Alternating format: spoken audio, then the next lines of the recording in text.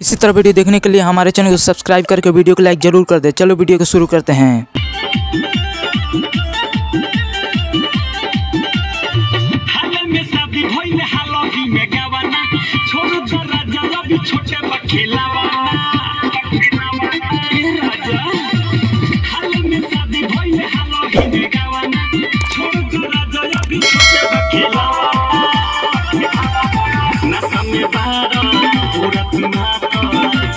पानी जवानी के बहई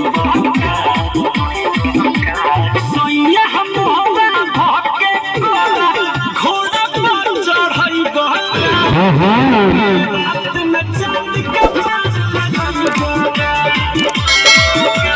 सैया हम होगा भके गोरा घोड़ा पर चढ़ई गहरा एक रात में चांद के पास